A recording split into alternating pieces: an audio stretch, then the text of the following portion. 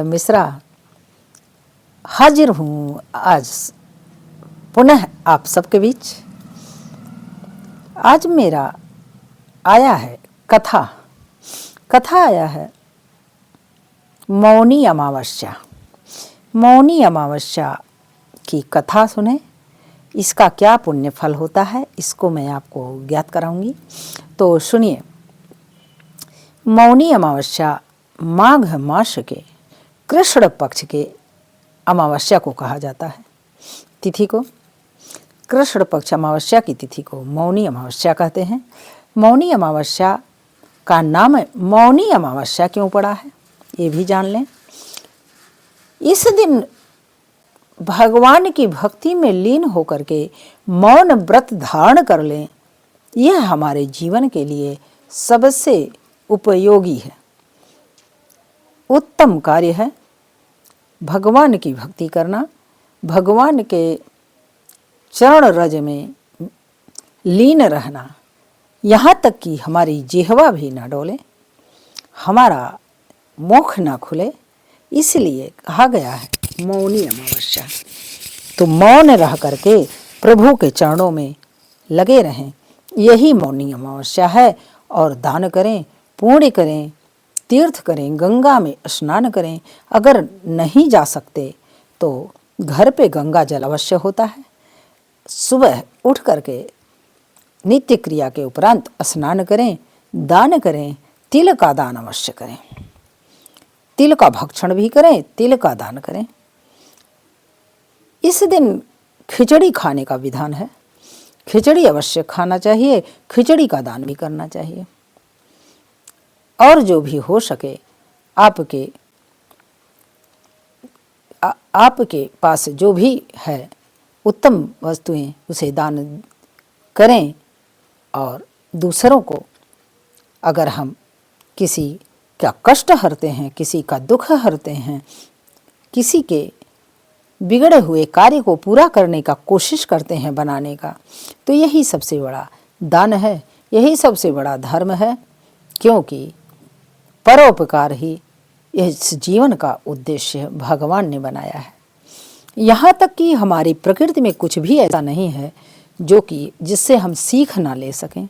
आप सबको पता है कि वृक्ष जो होते हैं ना, वृक्ष जो हैं लगे हैं परमात्मा के प्रकृति के धरोहर हैं। वृक्ष देखिए अपने लिए कुछ नहीं करते, आपको फल देते हैं, फूल देते हैं, लकड़ी देते हैं, अपना सब कुछ निछावर कर देते हैं। गंगा माता है, जल जिसे आप बोलते हैं, जिससे हमारा जीवन ही संभव है, जल ही जीवन है कहा जाता है। गंगा भी जल, गंगा माता अपने लिए कुछ नहीं है। नदियां कहाँ अपने लिए कुछ जी रही हैं, आपको जिलाने के लिए वो यहाँ पर आई हैं, आपकी आवश्यकताओं को के पूर्ति हेतु। और हम क्या कर रहे हैं, आप क्या कर रहे हैं, उनको गंदा कर रहे हैं। जहाँ तक हो सके नदी में, किसी भी सरोवर में गंदगी नहीं फैलाना चाहिए। और ना कोई वस्तु डालें जिससे पानी साफ रहे और सबके लिए उपयोगी हो, कचरा ना हो, हानिकारक ना बने। यह सब भी एक बहुत बड़ा पुण्य है हमारे जीवन में। तो आते हैं मुख्य बात पर, मौनी अमावस्या। तो मौनी अमावस्या का महत्व बहुत ही है ज़्यादा। माघ मास में तो सारी तिथियां ही हमारे लिए बहुत ही उपयोगी हैं। माघ मास पुण्य मास माना गया है। इसमें ये कथा आती है पुराणों में, उस कथा को मैं आपको सुनाऊंगी। कथा सुने, आनंद लें और भक्ति करें कि किस प्रकार भगवान भोलेनाथ ने अपने भक्तों का उद्धार किया। हर रूप में परमात्मा है, ब्रह्मा विष्णु महेश देवी सब रूपों में वही हैं। तो कथा में आता है, एक राजा थे। राजा बहुत ही दानी स्वभाव के थे, सत्कर्मों के करने वाले थे, पुण्य कार्य हमेशा करते, अपनी प्रजा का पालन करते और एक तपस्वी की तरह जीवन जी रहे थे। उनके 4 संतानें थीं, 2 बेटी थीं, 2 बेटा थे। बेटे बड़े हो गए, बेटियां बड़ी हो गईं, तो बेटियों का नाम उन्होंने एक का ले रखा था पूर्णमास्या और एक का अमावस्या। अमावस्या की जो की कथा है तो आप भी जान लें।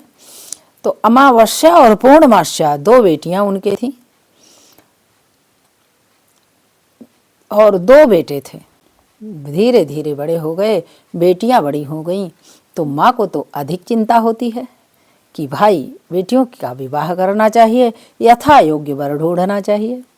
अब माता जब बहुत परेशान होती हैं, राजा से कहती हैं कि हमारी पूर्णमास्या बड़ी बेटी है, उसका विवाह कर दीजिए,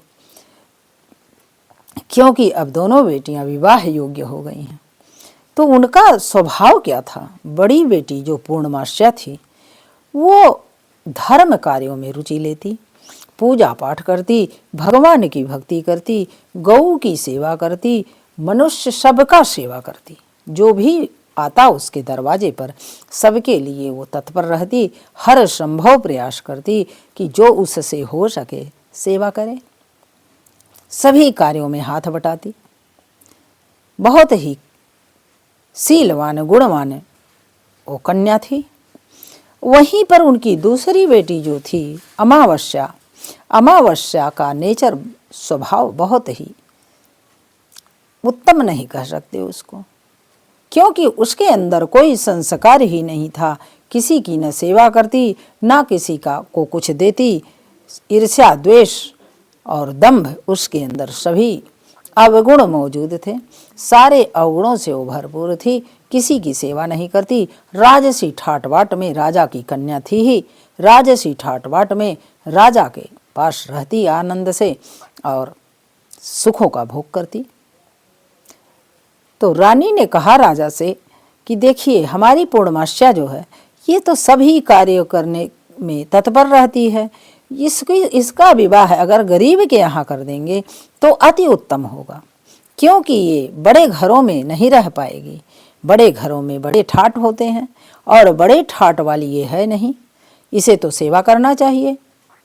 तो सेवा प्रवृत्ति तो छोटों का काम है, तो इसलिए इसे छोटे घर में इसका विवाह कर दीजिए, जिससे ये अपना कार्य धंधा करे, गौ सेवा करे, परिवार की सेवा करे, इसी में इसका जीवन बीत जाएगा और ये प्रसन्नचित भी रहेगी। राजा रानी की बात को मान करके उन्होंने ऐसा ही वर ढूंढा कि जिसके यहाँ कोई अधिक संपत्ति नहीं थी, न ठाट बाट थे, न बंगला गाड़ी थी, न हाथी घोड़े थे। उन्होंने ले जा करके एक साधारण परिवार में एक सतपुरुष मिल गया उन्हें, और ले जा करके अपनी कन्या पूर्णमास्या का विवाह कर दिया। अब पूर्णमास्या तो सद्गुणों से भरी हुई कन्या थी। माँ भगवती की पूजा करती और शिव भोले की पूजा करती, हर प्रकार से देवी देवता का पूजा करती, सभी की सेवा करती, गौ माता की सेवा करती। सर्वे भवन्तु सुखिनः सर्वे सन्तु निरामया, उसका ये दृष्टांत था। उसी सिद्धांत पर वो चलती थी। एक दिन की बात है कि रानी ने कहा कि भाई अब बड़ी बेटी का विवाह तो हो गया, अब छोटी बेटी का विवाह हो जाना चाहिए। लेकिन भाई छोटी बेटी तो हमारी बड़ी ठाट वाली है, बड़ी नखरे नाज वाली है, तो नखरे नाज वाली लड़की के लिए नखरे नाज वाला ही परिवार होना चाहिए। इसके बड़े ठाट हैं तो किसी राज परिवार में इसका विवाह करवाएं। अब राजा तो राज परिवार खुद था उनका स्वयं का। उन्होंने ले जा करके एक बहुत बड़े राज परिवार में दान दहेज दे करके विवाह कर दिए। जब विवाह कर दिए, संयोगवश उसी गांव के पास ही जहां उनकी बड़ी बेटी ब्याही थी, वहीं पर आसपास में ही उसका बड़े घर में शादी हो गई। जब बड़े घर में उसका विवाह हो जाता है तो अब वो तो और अहंकार में डूब गई कि हमारी बहन तो एकदम मजदूर जैसी है, और मैं तो रानी साहिबा बन के बैठी हूँ। समय बीता, एक दिन की बात है कि उसके परिवार में ये बात हुई कि शिव की चर्चा करा लेते हैं। शिव चर्चा बहुत ही उत्तम कार्य है हमारे जीवन में। हमारे शिव भोला को गुरु बनाएं और उनकी दया चर्चा और भजन भाव करें तो आपको सारी मनोकामनाओं की पूर्ति होगी। भोले भंडारी हमारे सबके दाता हैं। अब शिव चर्चा का कार्य होता है, पूरे गांव में निमंत्रण जाता है, किंतु वो अपनी बहन को ही नहीं पूछती। अमावस्या अपनी बहन के पास निमंत्रण नहीं भेजा, किसी को संदेशा नहीं भेजा। अब ये जब सुनती है कि हमारी बहन के यहाँ शिव चर्चा है, अब गांव के सभी महिलाएं जा रही थी, कह रही हैं, अरे पूर्णमाशा, तेरी बहन के यहाँ तो शिव चर्चा है, तू जाएगी नहीं? उसने कहा, बहन देखिए, मुझे तो उसने बुलाया नहीं, अब जब बुलाया नहीं तो मैं जाऊंगी कैसे? उस वैसे भी वो भाई राजा के घर ब्याही है, रानी है, वो हमें क्यों पूछेगी? हम छोटे लोग हैं। और वो सभी महिलाएं चल देती कह करके। किंतु ये एक बूढ़ी बुजुर्ग महिला थी, उन्होंने कहा, देख पूर्णमाशा, ये पूजा पाठ का मामला है, कोई शादी विवाह है नहीं, तो पूजा पाठ का मामला है। चल तू भक्त है भगवान भोलेनाथ की, माँ भगवती गौरा की, सबकी भक्त है तू पूजा पाठ करती है, तो पूजा में जाने को नहीं मिल रहा है और तू रो रही है, तू इतनी दुखी है, तो चल ना, भले वो नहीं बुलाई है, चल वहाँ बैठ जाना, कथा सुन लेना, भजन भाव सुन लेना, भोलेनाथ की चर्चा सुन लेना, चली आना प्रसाद लेकर के। और क्या करना है, कहीं रिश्ता थोड़े जोड़ना है।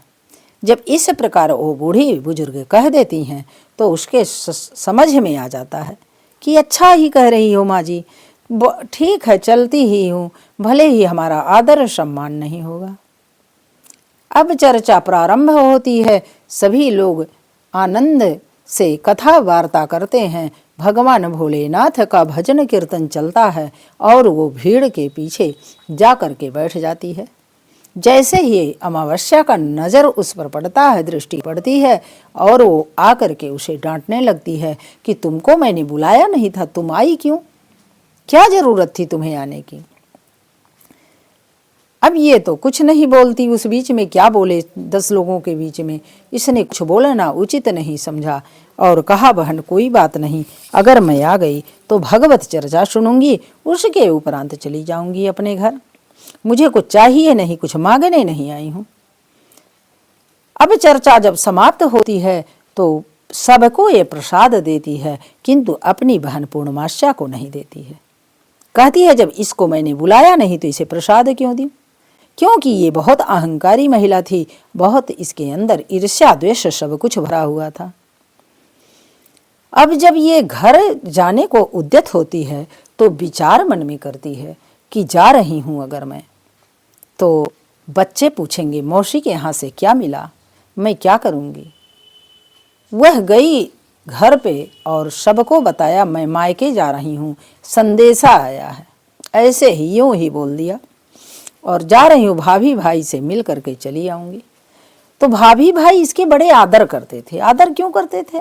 क्योंकि ये बहुत सहयोगी कन्या थी, अपनी भाभियों का सहयोग करती, प्रेम से मीठी बोली बोलती, हर प्रकार से सद्गुणों से भरी हुई थी, इसलिए इसकी भाभियाँ बहुत ही इसकी इज्जत करती, सम्मान करती, विदाई देती, इसको हर प्रकार से प्रसन्नचित रखने की कोशिश करती। वो लोग भी, भाई जैसा हम करते हैं वैसा हमें मिलता है, इसलिए मीठी वाणी बोलिए भाई, मीठी वाणी बोलिए, ऐसी वाणी बोलिए कि मन का आपा खोए, औरन को शीतल करें, आपहु शीतल होएं, कबीरदास जी ने हमारे कहा है। तो आप लोगों को ये चीज़ जरूर अपनाना चाहिए, सबको अपनाना चाहिए। अब बेचारी चली जाती हैं, कहती हैं, अब जा रही हूँ मायके, भाभियों से मिलूंगी, थोड़ा मेरा दुख दूर होगा, मिल लूंगी, थोड़ा शांति मिलेगी। अब जाती है, जाते जाते रास्ते में, पैदल का रास्ता, एक तुलसी का पौधा लगा हुआ था, थोड़ा ठहरने के लिए उसने सोचा लाओ ठहर जाती हूँ, यहीं पे मंदिर है। तो ठहरने जाती है, पानी पीने सोचती है, तब तक एक बूढ़ी माता को देखती है। उस तुलसी के पौधे के पास एक चबूतरा था, उसी पर बैठी हुई थी। वहीं मंदिर बना था, भगवान का मंदिर बना था और वहीं पे बैठी हैं। तो उसने कहा, माता जी ने कहा, बेटी तू क्या करने आई है? बेटी उन्होंने कहा, पूर्णमास्या ने, कि माँ मैं जा रही हूँ मायके। उन्होंने कहा, बेटी जरा सा मुझे पानी पिला दे, जरा सा इस पौधे को सींच देती तो बड़ा अच्छा रहता। तुलसी का पौधा है, मुझसे उठा नहीं जाता, मैं बुजुर्ग हो गई हूँ, बूढ़ी हो गई हूँ, बल नहीं है। उसने कहा, कोई बात नहीं माता, मैं कार्य कर देती हूँ। उसने तुलसी का पौधा भी सींच दिया, मंदिर भी गंदा हुआ था उसको भी साफ कर दिया, और माता से कहा, आपकी साड़ी मैली है, लाइए आपका धुल देते हैं, आपको स्नान करा देते हैं। अब वो स्नान करा देती है, दूसरा वस्त्र पहना देती है, उनका साड़ी धुल देती है और चल देती है। आगे जाती है, पुनः उसे एक शिव भोले का मंदिर मिलता है और मंदिर पर एक संत बैठे होते हैं, बुजुर्ग संत बूढ़े। उन्होंने पुनः यही बात कही कि बेटी जरा सा साफ सफाई कर देती तो बड़ा अच्छा रहता। और बूढ़ी माँ वह कहीं कि बेटी जा रही है मायके, किंतु आना तो ऐसे ही इसी रास्ते से आना। उसने हाँ भर के आगे बढ़ा था। यही बात इस संत ने भी कहा कि सफाई कर दो, और वो सफाई कर देती है। संत महात्मा का हर प्रकार से मंदिर की सेवा कर देती है और पानी भर देती है, सब कुछ करके कहती है, बाबा जी अब चलती हूँ। और वो साक्षात भोलेनाथ थे जो उसे दर्शन दे दिए। भक्तों की महिमा तो भगवान ही जानते हैं और भगवान की महिमा भक्त नहीं जान पाता। अब चली जाती है। बाबा कहते हैं, बेटी जा रही है मायके, लेकिन वापस आते वक्त मेरे इस मंदिर पे होते जाना, प्रसाद कुछ ले लेना। बोलती है, ठीक है बाबा मैं आऊँगी। आगे पुनः जाती है तो एक काली माता का मंदिर मिलता है। माता का मंदिर मिलता है तो माता के मंदिर पे एक बूढ़ी माता बैठी होती हैं। वहाँ भी यही प्रश्न होता है कि आप जरा सा सेवा कर दो, और वो सेवा करती है। सेवा करके आगे जाने लगती है तो पुनः वही बात कहती हैं कि बेटी इधर जरा आ जाना। वहाँ से आगे निकलती है तो एक अब नदी आती है, नदी को पार करके जाना था। अब नदी पे एक सफ़ेद धोती में लिपटी हुई नारी सौंदर्य से परिपूर्ण बैठी हुई थी नदी के तट पर। उन्होंने कहा, बेटा जरा सा मेरे पैर दुख रहे हैं, जरा मैं जहाँ बैठी हूँ, जहाँ मेरी झोपड़ी बगल में है, जरा साफ सफाई कर दे। और वो सब कर देती है, माता का श्रृंगार कर देती है, उनके कपड़े पहना देती है, उन्हें सब प्रकार से सुसज्जित करके आगे बढ़ती है। कहती है, अब नाव वाले को बुलाऊं। माता गंगा वो स्वयं थी। उन्होंने कहा, जा तेरे लिए फूल की नाव रखी है, तो उसी पर बैठ के पार हो जा बेटी। और वो पार हो जाती है, जाती है मायके में, और उसकी भाभियाँ देखती हैं तो अति प्रसन्नता से उसे गले लगाती हैं। कहती हैं, ननद जी आ गई, आपने बहुत अच्छा किया, बहुत दिन हो गया था, आप जल्दी जल्दी आया करें, इतना देर ना लगाया करें, क्योंकि आपको बहुत हमको मोह लगता है, बहुत याद आती है, आप इतना देर ना लगाया करें। और वो एक दो दिन रहती है, सेवा शुश्रूषा करती है, भाभियों का काम भी करवाती है। प्रेम से रहने के उपरांत आने लगती है तो उसकी भाभियाँ एक बड़ा सा थैला भर के सामान देती हैं और कहती हैं, ननद जी जरा जल्दी आना। अब पुनः आती है गंगा माता भी एक थैला उसे देती हैं कि ले जा बेटी, प्रसाद ले जा मेरा। वो थैला वो ले लेती है। पुनः आती है शिव मंदिर पर, शिव भोले बाबा भी एक थैला देते हैं उसे, वो भी ले करके वो प्रणाम करके आती है। इधर आती है माता के मंदिर, वो भी बूढ़ी माता एक थैला देती हैं, प्रणाम करती है और चली आती है। उसके उपरांत वहाँ तुलसी का पौधा जहाँ था वहाँ भी गई और वहाँ भी एक थैला माता ने उसको दिया।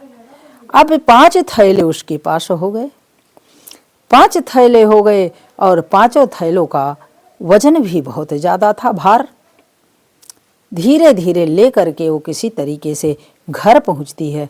घर पहुंचती है तो बच्चे दौड़ पड़ते हैं कि माँ आ गई, माँ आ गई, क्या लाई हो माँ, मामी ने क्या दिया है। और वह पहले मायके वाली गठरी खोलती है, थैला खोलती है, तो उसमें साड़ी, कपड़े और अपने बच्चों के लिए कपड़े रखे थे, कुछ खाद्य सामग्री रखा था। उसके बाद गंगा माता की गठरी खोलती है, उसमें सोने, चांदी, हीरे जवाहरात भरे होते हैं, सारे 16 श्रृंगार के सामान भरे होते हैं। और शिव भोले की गठर जब खोलती है तो उसमें सारी संपत्ति, भौतिक संपत्तियों का खजाना भरा होता है। और तुलसी माता के पौधे के पास जो बूढ़ी माँ बैठी थी, उन्होंने भी वही दिया था, हीरे जवाहरात, सोने चांदी। अब खोलती है तो गदगद हो जाती है कि ये भगवान कहाँ से इतना सारा मुझे मिल गया, मुझे तो विश्वास ही नहीं था कि मुझे इतना मिल जाएगा। किंतु देखिए बंधुओं एवं बहनों, भक्ति की शक्ति बहुत अपरिमित होती है, इसे कभी कमजोर ना समझें। क्योंकि अगर हम विश्वास के साथ, आस्था के साथ भगवान से प्रार्थना करते हैं, भगवान हमारी भक्ति से प्रसन्न होकर हमें सब कुछ देते हैं। हमें विश्वास करना चाहिए, हमें अडिग रहना चाहिए, उनकी भक्ति की शक्ति को देखना चाहिए, प्रतीक्षा करना चाहिए। परीक्षा नहीं परमात्मा का लिया जाता है, बस प्रतीक्षा के हकदार हम हैं, तो सदैव प्रतीक्षा ही किया जाता है। और वो जब जाती है तो देखती है कि अब धीरे धीरे उसके घर में बढ़ोतरी हो गई, सारे घर द्वार बनवा लिया उसने, कोठी अटारी हो गया, कोठा अटारी हो गया, गाड़ी मोटर सब कुछ हो गया। अब इसकी बहन जब देखती है अमावस्या तो इसको दुख होने लगता है। इसने सोचा मैं भी शिव चर्चा कराऊंगी, और जब शिव चर्चा इसने कराया तो अपनी बहन के यहाँ गई। इसने कहा भले इसने नहीं पूछा था, किंतु मैं बड़ी बहन हूँ, मेरे सद्भावना अंदर है, मैं ऐसा काम नहीं करूँगी, जो करे तू दंडता वही करे, मैं क्यों करूँ। और वो क्या करती है, अपनी बहन के पास जाती है और कहती है बहन हमारे घर शिव चर्चा होगा, चलना तुम। अब ये कहती है कि ठीक है आऊँगी, तू कैसे करा पाएगी। अब आती है, देखती है सारे उससे भी उत्तम व्यवस्था की थी ये, तो इसको तो ईर्ष्या द्वेष से भर जाती है और पूछती है बता पूर्णमास्या कैसे तूने ये सब प्राप्त किया। पूर्णमास्या ने सद्भावना, सरल लड़की थी, सद्भावना से युक्त आचरण था उसका, उसने सारी चीज़ें बता दिया जो जैसे हुआ था। उसने कहा ठीक है मैं भी कल जा रही हूँ मायके। और जाती है तो वहीं वह रुक जाती है, और जैसे ही बूढ़ी माता कहती हैं बेटी कुछ सेवा कर दे, कहती है हट बुढ़िया तुझे शर्म नहीं आती, मैं राजकन्या हूँ, मैं राजा की पत्नी हूँ, मैं सेवा करूँगी। ऐसे महामंदिर पे भी कहती है भोलेनाथ के, और गंगा माता से भी वही बात बोलती है। अपनी भाई भौजाई के यहाँ जाती है, वहाँ भी यही बात करती हो, तो वहाँ की तो आदत ही थी कि किसी से शुद्ध मुँह से बात ना करना और ठाट बाट से हुक्म चलाना। अब ये जब जाती हैं तो मायके में आदर तो करना ही था, डर के मारे चुपचाप भाभियाँ इनको जो आता है दे देती हैं बिना मन के, और ये आती हैं सभी लोग एक एक थैला देते हैं। तो घर आके ये थैला खोलती हैं तो ईर्ष्या द्वेष और सच्ची भक्ति में बड़ा फर्क होता है बंधुओं बहनों। किसी का नकल करें तो सत कार्य के लिए करें, ईर्ष्या द्वेष में ना करें। नकल करना गलत नहीं है, लेकिन हम नकल करें तो सद्कार्य के करें। बुरे